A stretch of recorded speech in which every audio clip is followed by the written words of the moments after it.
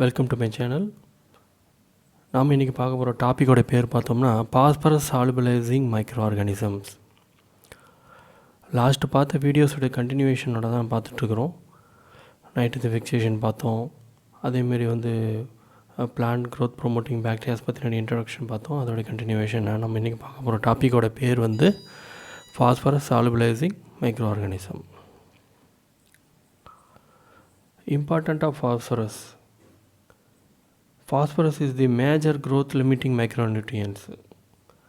மற்ற நியூட்ரியன்ஸ் மாதிரியே ஃபாஸ்பரஸும் ஒரு முக்கியமான nutrient. It is essential in the every aspects of plant growth and development. பிளான்ட்டினுடைய க்ரோத் அண்ட் டெவலப்மெண்ட்டில் ஃபாஸ்பரஸோடைய பங்கு அதிகம். From the molecular level to many physiological and biological plant activities, phosphorus is a key element.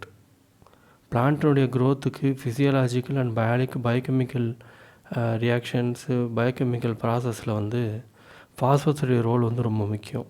Especially nucleic acids, enzymes, coenzymes, nucleotides and phospholipids ப்ரொடக்ஷனில் ஃபாஸ்பரஸுடைய role ரொம்ப முக்கியமானது.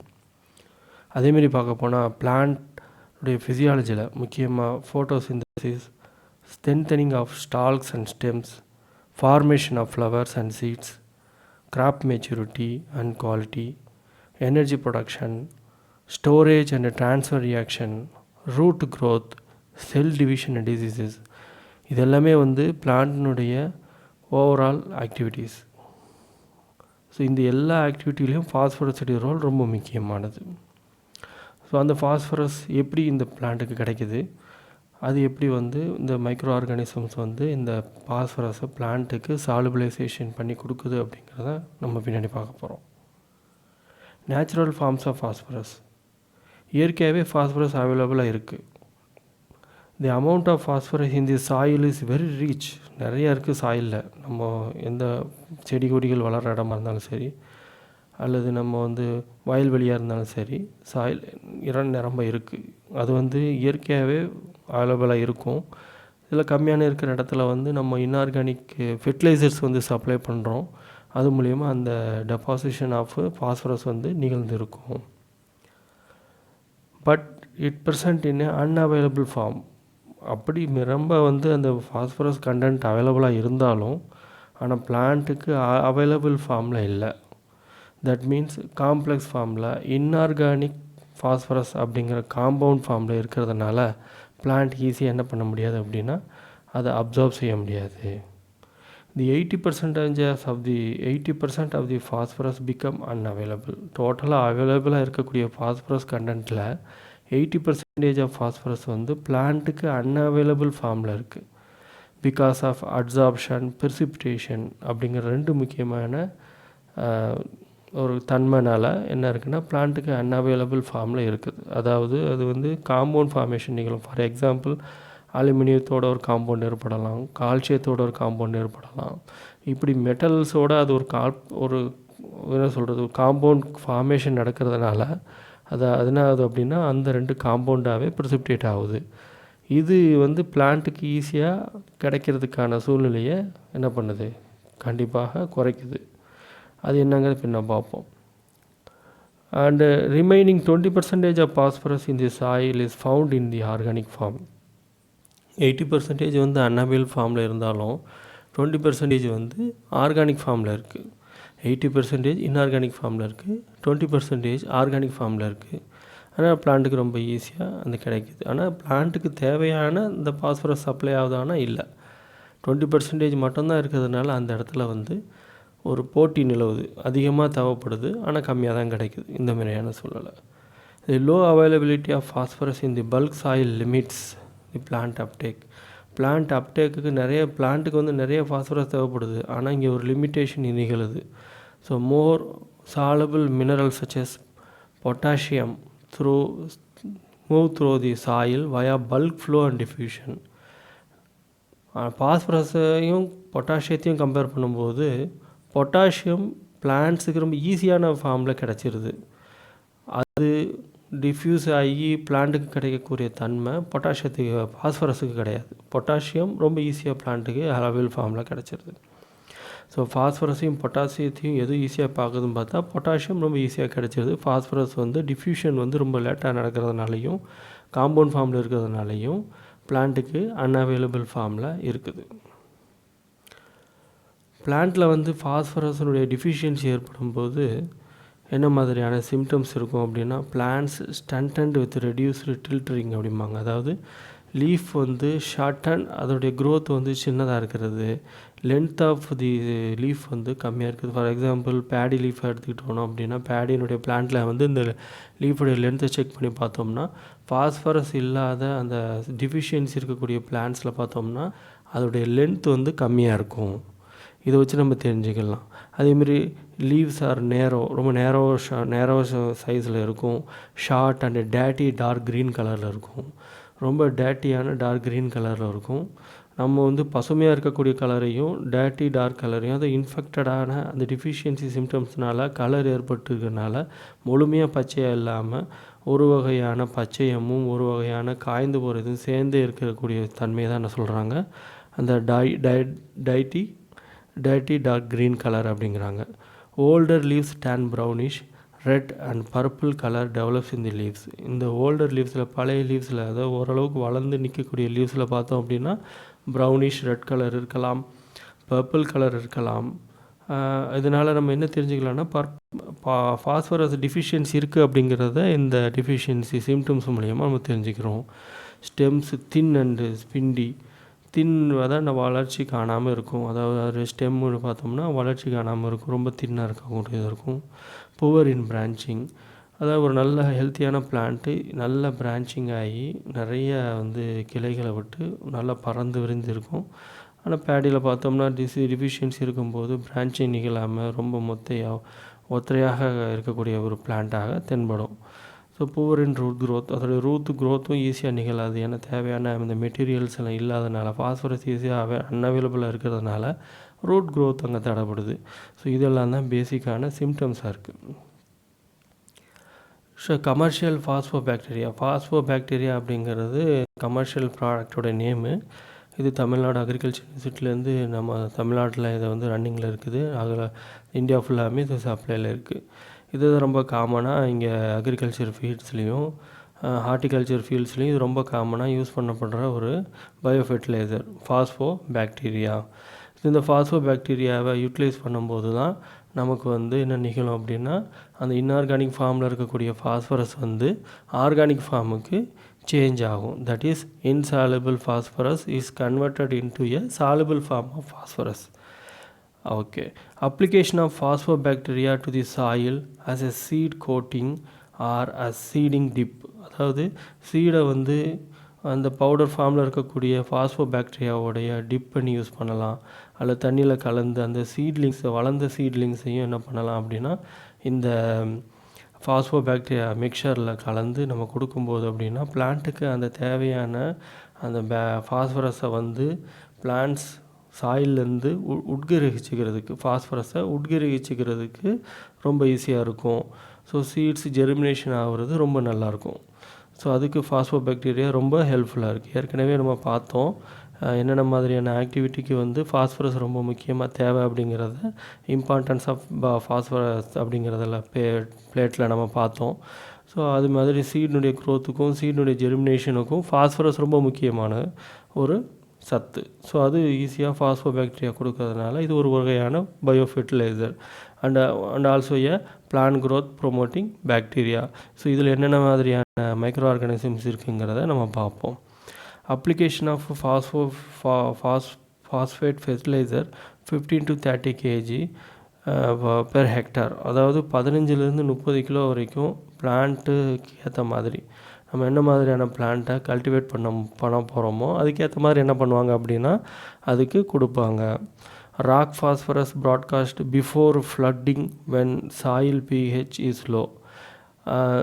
நார்மலாக வந்து இந்த பாக்டீரியாவுக்கு முன்னாடியே வந்து நம்ம வந்து அந்த ஃபாஸ்பரஸை வந்து ஃபெர்டிலைசரை வந்து கொடுத்துட்டு இந்த பாக்டீரியா அப்ளை பண்ணும்போது கொடுக்கப்பட்ட அந்த ஃபாஸ்பரஸ் இன்ஆர்கானிக் ஃபாஸ்பரஸ் வந்து முழுமையாக பிளான்ட்டுக்கு கிடைக்கிறதுக்கு ரொம்ப ஹெல்ப்ஃபுல்லாக இருக்கும். சரியா? ஓகே. அதேமாரி வந்து இந்த ட்ரீட்மெண்ட்டை பார்க்க போனால் சீட் ட்ரீட்மெண்ட்டுக்கு 5 பாக்கெட்ஸ் வரைக்கும் கொடுக்கலாம். நர்சரி அப்ளிகேஷனாக இருக்கும் பட்சத்தில் 10 பாக்கெட்ஸ் பெர் ஹெக்டேருக்கு கொடுக்கலாம். சீட்லிங் டிப் பண்ணுறதுக்கு 5 பாக்கெட்ஸ் பெர் ஹெக்டேருக்கு இதெல்லாம் கணக்கெல்லாமே பெர் ஹெக்டேருக்கு. அதேமாரி மெயின் ஃபீல்டுக்கு வந்து 10 kg வரைக்கும் நம்ம 10 பாக்கெட்ஸ் வரைக்கும் இதுக்கு கொடுக்கலாம் அப்படின்னு சொல்லிட்டு இதுக்கு ஆல்ரெடி டிட்டர்மினேஷன் பண்ணி வச்சுருக்குறாங்க. ஸோ ஃபார்மர்ஸ் அவங்களுடைய ஃபீல்டுக்கு ஏற்ற மாதிரி அவங்களுடைய கிராப்புக்கு ஏற்ற மாதிரி இதை அந்தந்த அளவுகளுக்கு ஏற்ற மாதிரி என்ன பண்ணணும் அப்படின்னா இவங்க அதை சப்ளை பண்ணிக்க வேண்டியது. ஸோ இந்த பொருள் இதுதான் இப்போ அந்த content phosphorus solubilising micro organism அப்படிங்கிற கண்டென்ட்டுக்கு இதுதான் அந்த பவுடர். இதை நம்ம கொடுத்துட்றோம். ஃபார் எக்ஸாம்பிள் இது தண்ணியில் கலந்தோ அல்லது பவுடர் ஃபார்ம்லேயோ ஃபெர்டிலைசர் கூடயோ இது மிக்ஸ் பண்ணியோ அல்லது தனியாகவோ நம்ம வந்து ட்ரிப்பிங் மூலமாகவோ எப்படியோ இது என்ன கொண்டு பண்ணிடுறோம் அப்படின்னா சாயிலில் அல்லது வந்து ஃபீல்டில் பேடி ஃபீல்டில் அல்லது வந்து கார்டனில் நம்ம வந்து இதை அப்ளை பண்ணிடுறோம். அப்ளை பண்ணதுக்கப்புறம் இது எப்படி வந்து ஒர்க் பண்ணுது, இது வந்து ஃபாஸ்பரஸை எப்படி இன்சால்பிள் கண்டிஷன்லேருந்து சால்பிள் கண்டிஷனுக்கு மாற்றுது அப்படிங்கிறது தான் நம்ம பார்க்க போகிறோம். Phosphate solubilising microorganism. So bacteria, fungus and other forms of microorganism அது மூணுமே என்ன பண்ணுது அப்படின்னா ஃபாஸ்பரஸை சால்பலைஸ் பண்ணுது. முக்கியமாக பாக்டீரியா பொறுத்த வரைக்கும் பேசிலஸ், அசிடோபாக்டர், அப்புறம் சூடோமோனாஸ், ரைசோபியம், என்ட்ரோபாக்டர் அதேமாரி பக்கோல்ட்ரியா அப்படிங்கிற ஸ்பீசிஸும் இது எல்லாமே வந்து ரொம்ப காமனாக யூஸ் பண்ணக்கூடிய பாக்டீரியாஸ். அதேமாரி ஃபங்கஸ் எடுத்துக்கிட்டோம் அப்படின்னா பென்சிலியம், அஸ்பெர்ஜில்லஸ், அதேமாரி ஃபியூசாரியம், ரைசோபஸ், அதேமாரி ஸ்கெலிரோட்டியம், அதேமாரி ஆல்டர்னேரியா இது எல்லாமே வந்து ஃபங்கஸ் ஸ்பீசிஸ்க்கு எக்ஸாம்பிள்ஸ். அதேமாரி நெமட்டோ ஃபங்கஸ், அதேமாரி வந்து ஆக்டினோமைசிஸ் எடுத்துக்கும்போது ஸ்டெப்டோமைசிஸு, நார்கோர்டியா, அதேமாரி அர்பாஸ்குலர் மைக்ரோரைசல் இது எல்லாமே வந்து நார்மலாக யூஸ் பண்ணக்கூடிய மைக்ரோ ஆர்கானிசம்ஸ். அதேமாரி நெமட்டோ ஃபங்கஸ் வந்து ஆர்த்ரோபைட்ரஸ் ஒலிகோஸ்போர் அப்படிங்கிற ஸ்பீசிஸும் என்ன பண்ணுறாங்க அப்படின்னா நார்மலாக இந்த ஃபாஸ்பேட் சாலுபலைசேஷன் ஃபார்முலேஷனுக்கு தாராளமாக யூஸ் பண்ணுறாங்க. இந்த 3 வகையான மைக்ரோ ஆர்கானிசம் யூஸ் பண்ணதில் இது வரைக்குமான அந்த ஸ்டடீஸில் பார்க்கும்போது ஃபங்கஸுடைய ரோல் ரொம்ப அதிகமாக இருக்குது. ஃபாஸ்பரஸ் பாக்டீரியா சாலுபலைஸ் பண்ணி கொடுக்கக்கூடிய கண்டென்ட்டை காட்டிலும் ஃபங்கஸ் மூலியமாக பிளான்ட்டுக்கு கிடைக்கக்கூடிய ஃபாஸ்பரஸினுடைய அளவு அதிகம். இது நம்மளுக்கு கிடச்சிருக்கக்கூடிய ரிப்போர்ட்ஸ் மூலியமாக நல்லாவே தெளிவாகவே தெரிய வருது. Okay. Mechanism of phosphorus solubilising micro organism.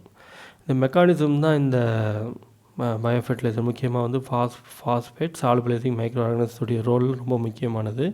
இது 3 வகையான ப்ராசஸை கொண்டது. Lowering of soil pH, chelation, mineralisation.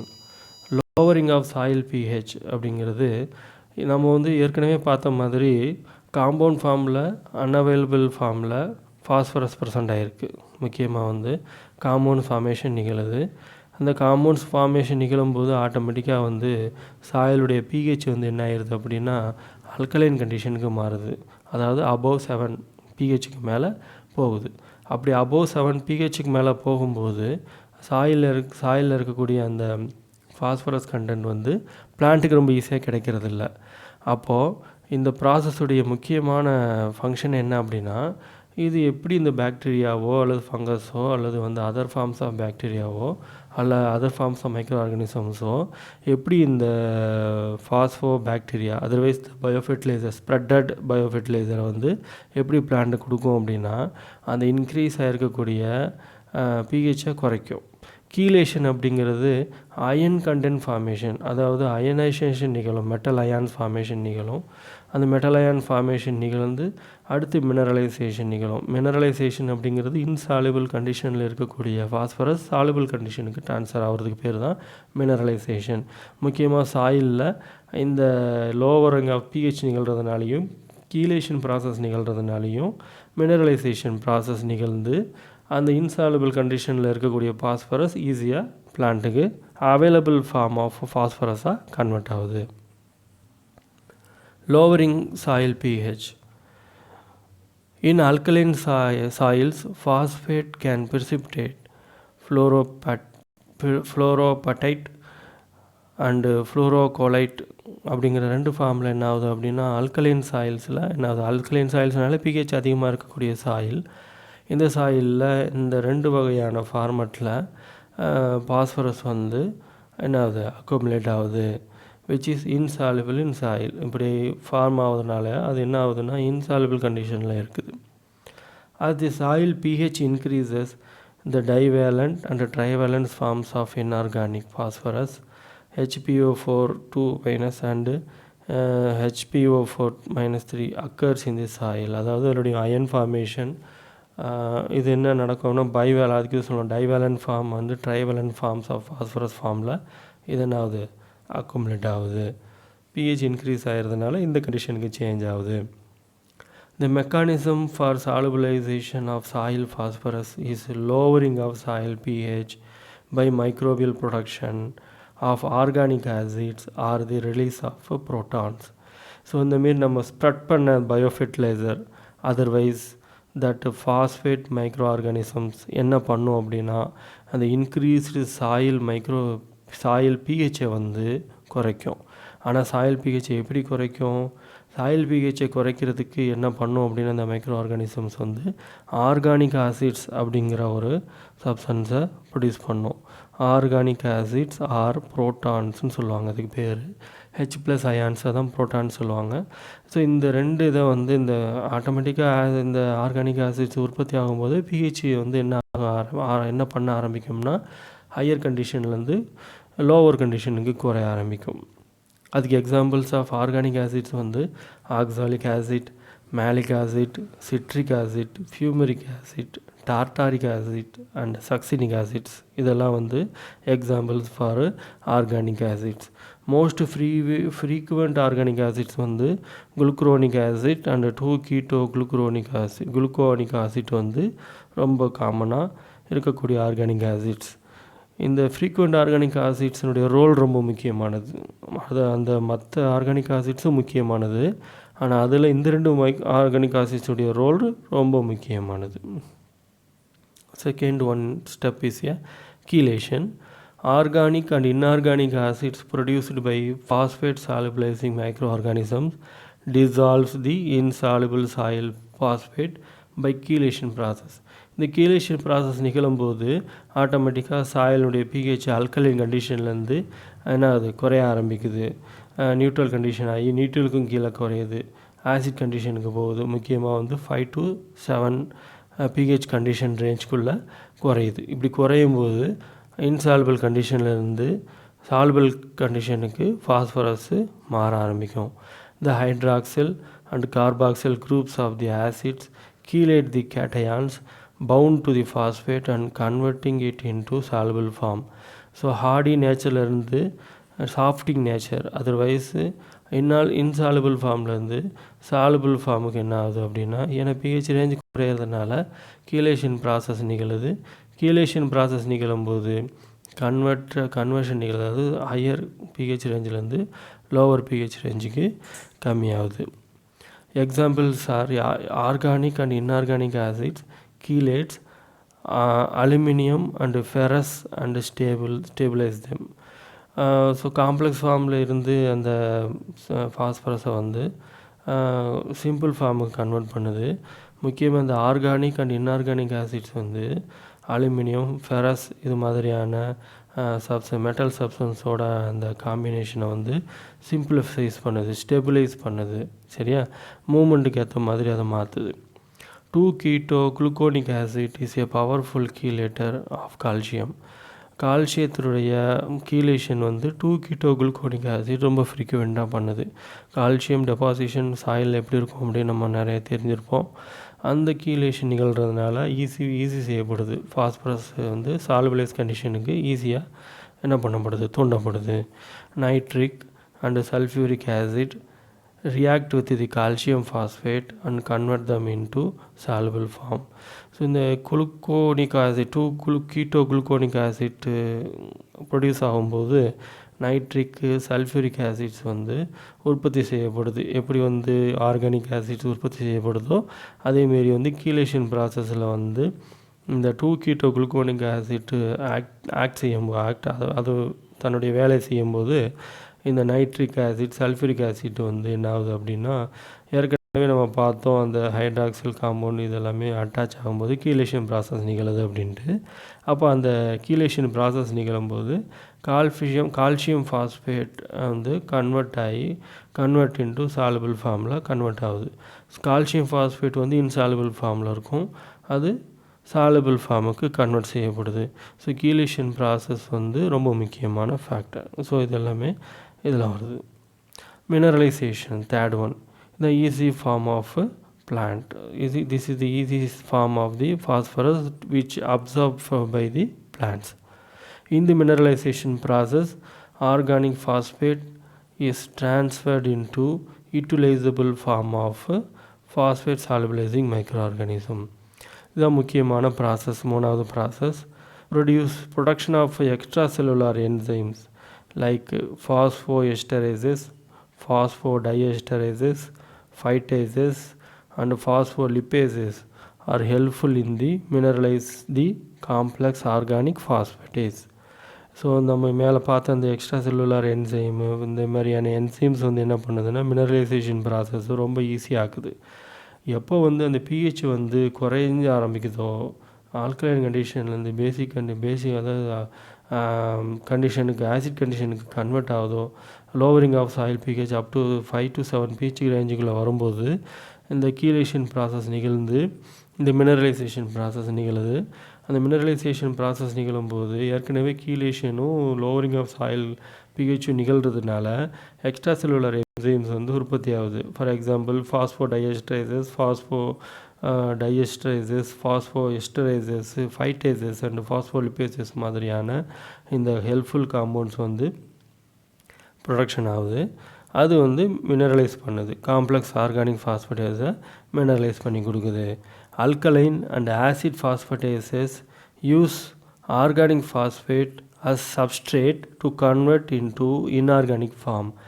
Alkaline and acid phosphatases வந்து யூஸ் ஆகுது organic phosphate as a substrate to convert into inorganic form. Alkaline கண்டிஷனும் ஆசிட் ஃபாஸ்பேட்டேஸும் தான் வந்து பிஹெச்சை ஏற்றுறதுக்கு காரணமாக இருக்குது. அது வந்து இந்த மினரலைசேஷன் ப்ராசஸில் ரிலாக்ஸேஷன் ஆகிறதுனால தான் அந்த டஃப் கண்டிஷனில் இருக்கக்கூடிய ஃபாஸ்பரஸ் சிம்பிள் ஃபார்மில் சேஞ்சஸ் நடக்குது. ஸோ பிஹெச் ஏறதுக்கு முக்கியமான காரணமே அந்த அல்கலைன் அண்ட் ஆசிட் ஃபாஸ்பேட்டேசஸ் தான் காரணமாகவே இருக்குது. ஸோ அதனுடைய ரிஜிட்னஸ் அதிகமாகும்போது இன்ஆர்கானிக் ஃபார்மில் ஃபாஸ்பரஸ் வந்து கன்வெர்ட் ஆகுது. அந்த ப்ராசஸ் தான் மூணாவது மெக்கானிசத்துடைய மினரலைசேஷன் ப்ராசஸில் சிம்பிளிஃபை ஆகுது. Phosphorus solubilizing microorganism mineralize soil organic phosphorus by the production of phosphatases like phytase, which is hydrolyze organic forms of phosphate compound and make it release inorganic phosphorus compound to plants. இந்த phosphorus solubilising micro organisms mineralisation ப்ராசஸை நிகழ்த்தும் போது soil organic phosphorus by the production of phosphatase like phytase மாதிரியான காம்பவுண்ட்ஸை வந்து இந்த ஃபாஸ்பேட்டேஸஸ் வந்து production ஆகுது. அந்த ஃபைட்டேஸுங்கிற காம்பவுண்டு தான் வந்து என்ன பண்ணுது அப்படின்னா which hydrolyse organic forms hydrolyse organic forms of phosphate organic ஃபார்மில் இருக்கக்கூடிய ஃபாஸ்பேட்டேஸை ரியாக்ட் பண்ணுது. ஸோ ரியாக்ட் பண்ணதுக்கப்புறம் அது சிம்பிளிஃபிக் கண்டிஷனுக்கு சேஞ்ச் ஆகிருக்குது. அப்படி ஆகிருக்கக்கூடிய இந்த ஃபாஸ்பேட்டு தான் வந்து என்ன பண்ணுது அப்படின்னா பிளான்ட்ஸ் வந்து ஈஸியாக அப்சர்வ் செய்யப்படுது. சரியா? ஸோ இது வரைக்கும் நம்ம வந்து ஃபாஸ்பேட் சாலுபிளைசிங் மைக்ரோ ஆர்கானிசத்துடைய ரோல்ஸ் என்னன்னு பார்த்தோம். பிளான்ட் குரோத்தில் ஃபாஸ்பரஸுடைய ரோல் எப்படி முக்கியங்கிறத பார்த்துருக்குறோம். அதுக்கு இந்த 3 ப்ராசஸ் வந்து எப்படி ஹெல்ப்ஃபுல்லாக இருக்குது, என்னென்ன மைக்ரோ ஆர்கானிசம்ஸ் அதில் இன்வால்வ் ஆகிருக்குது, ஸோ அதோடைய ரோல் என்ன அப்படிங்கிறத இந்த வீடியோவில் நம்ம பார்த்தோம். ஸோ அதுக்கு you like my presentation, kindly like, share, subscribe. Thank you one and all.